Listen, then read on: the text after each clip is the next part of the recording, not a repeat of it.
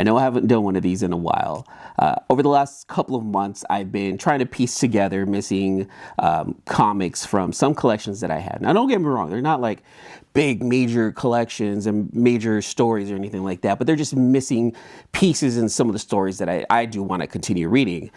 Sometimes, you know, I just can't get some comics just because, you know, budget's tight or for whatever reason, I just don't have enough time to read it.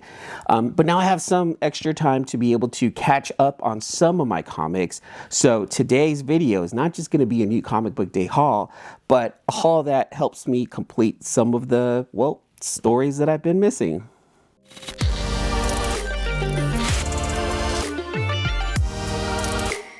What's going on, everyone? My name is E-Man, and this is E-Man's World of Geek. If this is your first time visiting, make sure to like, subscribe, and hit the notification bell. That way you get notified anytime I drop any one of these new videos. So today I'm going to go ahead and show you what I've actually picked up over the last couple of months.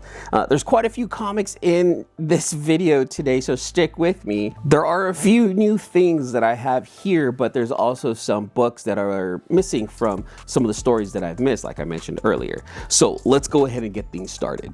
So this is going to be a mixed bag of things, and there isn't a particular order, but I'm just going to show you the single issues first before I move on to some of the collections. First up, this one right here. Honestly, I picked this up because the cover was cool, just because I like the character. So this is What If Galactus Transformed Spider-Gwen. Oh snap, what did Galactus do? What is going on with this? Why is Spider-Gwen? Spider-Gwen's design in this looks pretty dope, and that's one of the reasons why I picked it up. I don't know if this is just for this issue or if this is something that's new or whatever, but go Spider-Gwen, whatever it is. I thought that she looks cool right here, and I don't know if this, you know, I'm not looking to dig for, oh look, it's the first new costume of Spider-Gwen and it shows up here. I wasn't doing it for that. I honestly picked it up because I do like Spider-Gwen and I wanted to see what's going on. Well, what's Galactus doing with Spider-Gwen? Why did this happen? Why did that happen? That's what I'm here for. So that is that one right there. Tynan's is doing such a fantastic job with Something's Killing with the Children. You know, I've been picking up all of the one-offs that they have, you know, the book of this, book of, you know, Slaughter, this and that. So this one right here is the Book of Cutter. Now we get to know a little bit more about Cutter's story in this, and now we see a black mask and a scarlet mask and this random young lady with a shaved head. I don't know what's going on. I'm so behind on Something's Killing the Children as far as reading goes. I am picking up the books of, so let's see what's going on in this one right here. I know he's expanding that universe. It's so massive now. It's insane, you know, with the azure mask, white, black, scarlet mask. It's real interesting. So I'm looking forward to seeing this, especially since I thought Cutter was pretty cool. I felt like her story kind of ended a little bit too soon, but then the story ended a little too soon, but the story did drag on a little bit also. So let's see what goes. I do want to know a little bit more about Cutter and where she came from. Saga. I can't go wrong with Saga. Saga 71. After 71 issues, this is still a fantastic read. It's still one of my favorite reads. Alana and the kids and their adventures and how they're just dealing with life. And I feel like what's going on here kind of mirrors what's going on in society as of right now. And I'm not talking politics, and we're not going to go in that direction, but, you know, just trying to find a place to stay, just trying to find a place to live, just trying to survive in this world. And I know a lot of people in real life are kind of going through what they're going through here in this book. And that's why I like this a lot. To me, as fantastical and as, you know, space opera-ish it is very relatable, and I really enjoy Saga and what Brian K. Vaughan and Fiona Staples are doing with this series. It's one of my favorite series for sure, and I can't get enough of it. Speaking about Tynan, going back a little bit, World Tree, I keep telling you over and over and over again, and for some reason I just can't drop it, but World Tree number 12, read this one. This is Fear's origin story. I'm digging that. Where did she come from? What's going on? This book right here goes back to what is going on with Fear before Fear turned into Fear, and it's pretty crazy. Gabriel's kind of, if you're reading World Tree, Gabriel was a genius, and there's just some crazy shit going on in that book. I like the twists and turns enough for me to keep reading it right there. So, and then one more tie-in book right there, Department of Truth, number 27. Man, we got Marilyn Monroe going off in here in the conspiracy with her and JFK. So Marilyn Monroe is now involved in the Department of Truth, and of course she would be, because why not? JFK, Department of Truth, X-Files, crazy shit. Ultra Mega number 7. I'm so happy that this book started off all over again. If you like the Toxic Avenger and you liked Ultraman, that's the best way for me to describe this right here. I freaking love this one right here. I think James Herron is doing a fantastic job with Ultra Mega. And at first I was kind of like, what's going on? Now I'm like, I'm all in. I'm all in for that crazy book. Now this is one of the books that is helping me complete this run right here. It's not a big run. It's just a little bit tough for me to find anywhere. So this is Tenement number 6, Jeff Lemire's Bone Orchard Mythos with Andrea Sorrentino. And this was, I can't tell you too much about this book only because I only read issues 1 and 2, but I can tell you that it captured my imagination enough. It is set in an apartment complex. There are tenants involved from different apartments, and there's a murder. And the storytelling is set only in a Jeff Lemire way. I liked it enough, but unfortunately I don't know enough to tell you guys what it's about. I am missing issues 7, 8, and 9, I believe. I found 10 at another comic shop. I found this at a comic shop in Livermore, California, which is about 20 minutes away from where I live. I was in the area. I was like, hey, you know what? Let me check, see if there's a comic shop here. And there was. And I was able to find a couple of books at that shop that helped fill some of the runs that, or fill some of the comics that I'm missing in the feud runs. And this is one of them right here. Once I collect all of them, I'm going to go ahead and be able to finally read Tenement. I think it only goes up to issue 10 or 11. And I know the whole Bone Orchard Mythos is kind of finished at this moment. And I've read 10,000 Black Feathers, The Passageway, you know, and I loved Gideon Falls. So I really stuck with that. I'm not a big horror comic guy. So this one's a little bit out of, you know, my element, but it's still pretty dope as far as the whole mythos, the whole universe that Jeff Lemire and Andrea Sorrentino created. So I'm looking forward to completing that and reading it because I really enjoyed the other series that was in the Bone Orchard Mythos. Another comic that I need to complete a run. Now this is more of a variant and I couldn't find cover A. So, and I've had this one right here in my pull box for the longest time, and I'm not even sure if Amazon is going to move forward with this series right here, but this is 8 Billion Genies, number 8. I needed this one right here. I needed this one to help complete to this story. I have 1 through 7 already. I can finally finish reading it and complete this series right here because this is a fun, crazy, wild read. And I wonder what Amazon can do with what Charles Soule did with this right here. It's yeah. If he had one wish, what would it be? He only had one wish. What would it be?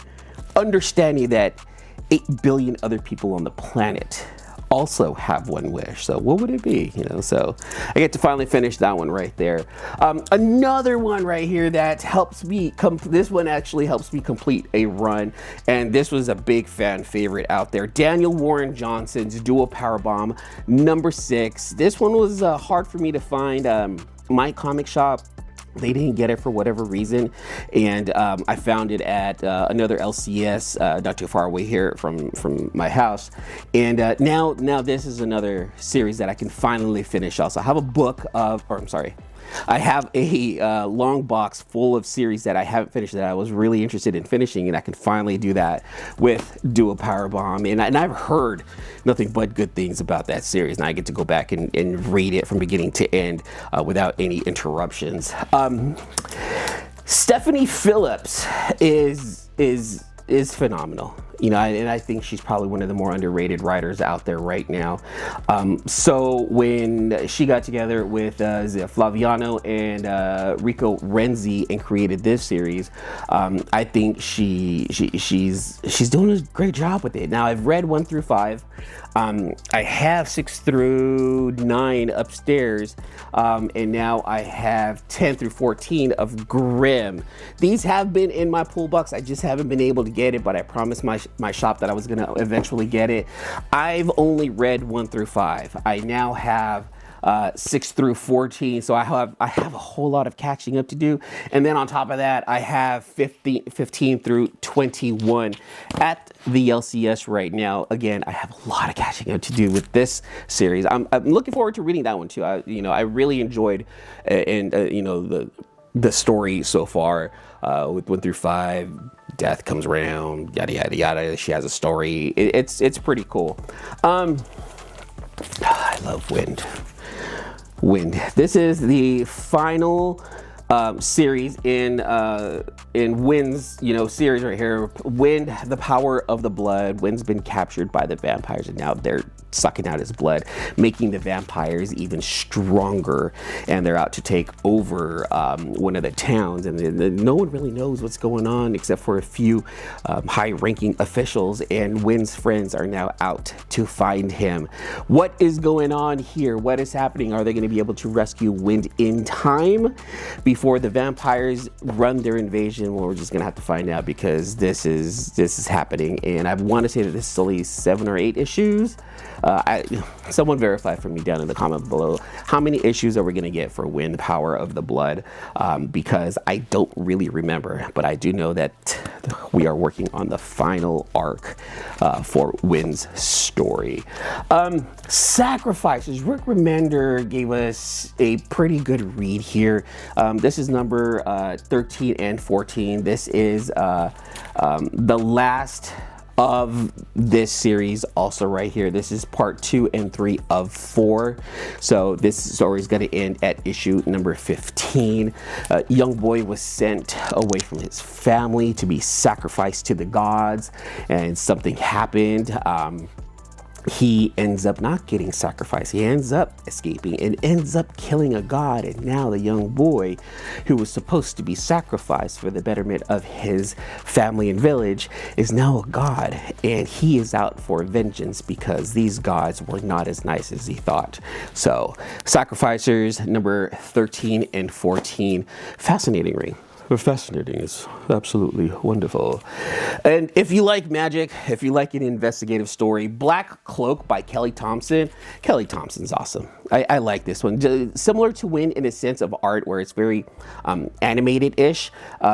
This one right here also has a very animated-ish type of art to it, to a point where if I see this coming to any Netflix or any streaming store, I can see it as an animated show. This is a detective story.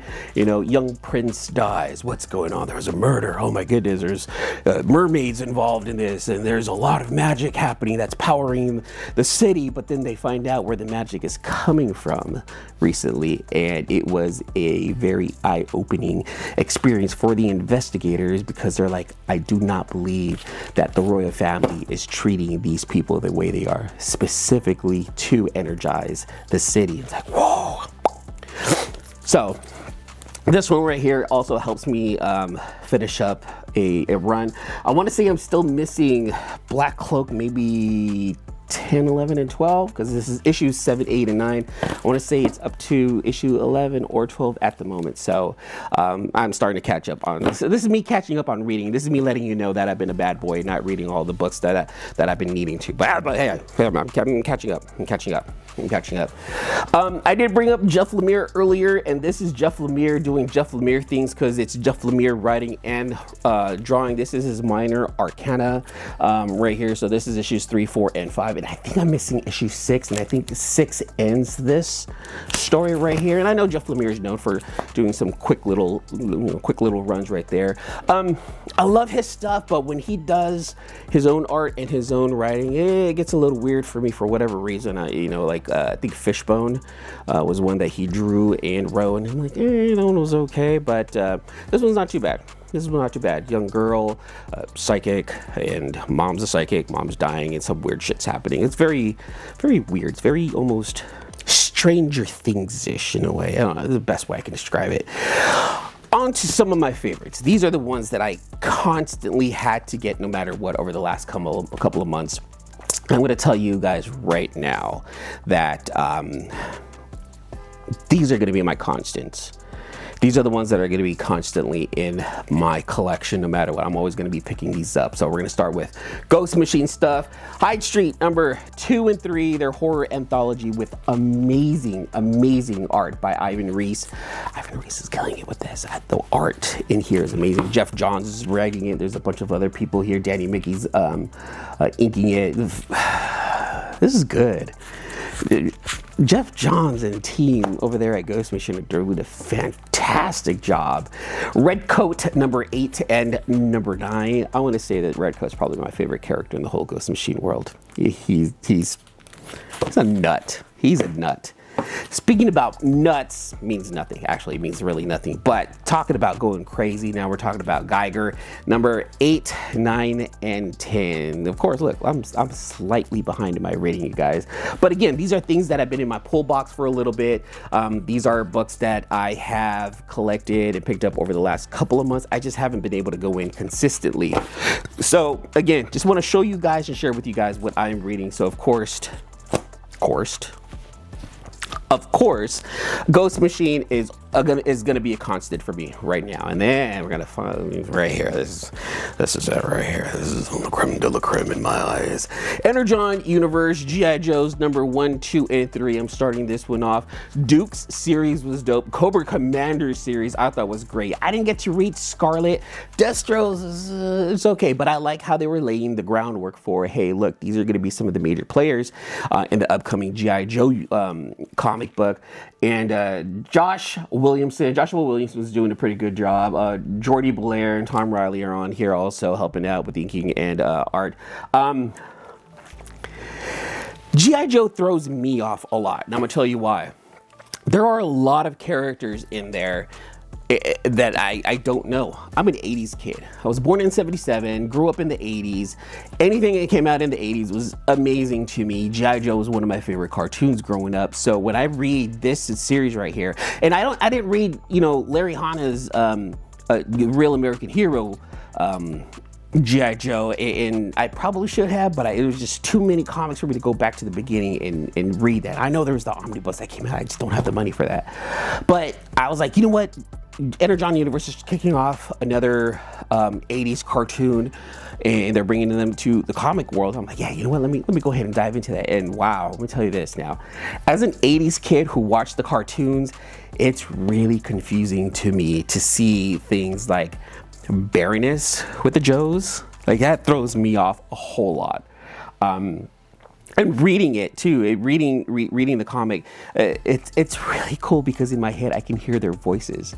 I can hear Destro's voice, I can hear Cobra Commander's voice, I can hear Duke's voice, I can hear General Hawk's voice sometimes, and Falcon, and those. And I'm just throwing those names out because it's just the G.I. Joe movie and the cartoon is just.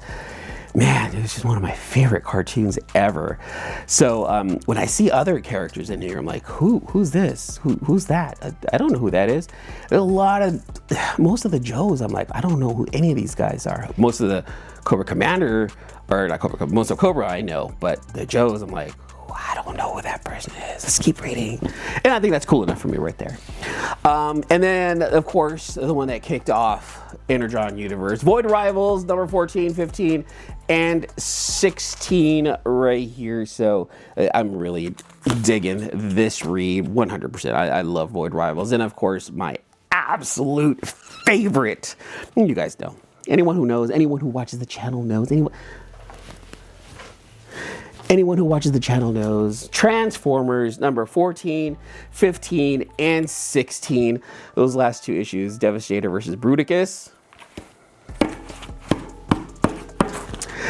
Those are dope. Seeing Devastator and Bruticus going head to head, it's you know, Starscream versus Soundwave, but not Starscream versus Soundwave. They're going through the combiners, and I'm really digging the focus on the Decepticons and, you know, the stuff that they're going through from within, while the Autobots, you know, with Optimus Prime out trying to find Ultra Magnus and things that are going on Cybertron. It's oh God, there's like 4 different stories going on within just Transformers alone, and I love it. I love it so much. I'm here for it. The Transformers was an absolute favorite cartoon growing up, and I'm gonna tell you now, Transformers right now from Image and Skybound, my absolute favorite comic book that I'm reading right now, and I can't put those down.